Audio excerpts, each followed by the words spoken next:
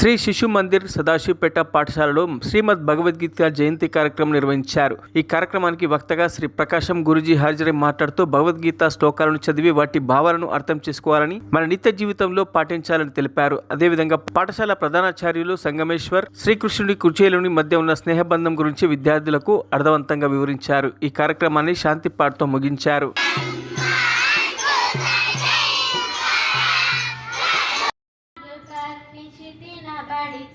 जाएंगे अपनी भारत माता को हम जग सिरमौर बनाएंगे। राणा लाचित छत्रसाल और चेन्नम्मा की शक्ति हम नायन्नार हलवारों नरसी चैतन्य की भक्ति हम शक्ति भक्ति సంవత్సరాలు కలిసి పనిచేశాను ఇక్కడ.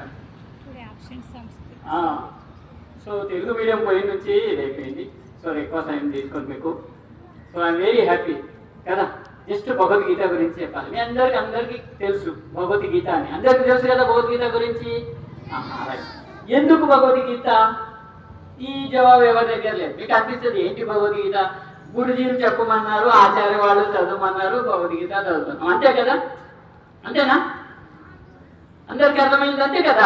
కదా ఇప్పుడు మీ అమ్మ గుడికి తీసుకుపోతుందంటే అంతే తెలుసు. మా అమ్మాయి కూడా గుడికి పోతా, దండం పెడతా వస్తా, అంతే కదా? గుడికి ఎందుకు పోతున్నావమ్మా అని నీకు అడిగినప్పుడు బాబు కానీ పాపాలకి ఏమంటారు మీరు? ఎందుకు గుడికి పోతామంటే ఏం చెప్తారు?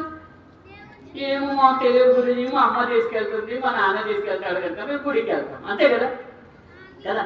సో ఒకటి మీరు ఆలోచించండి. మీరు గుడికి పోయినప్పుడు ఎలా ఉంటారు, బయట ఆడుకునేటప్పుడు ఎలా ఉంటారు?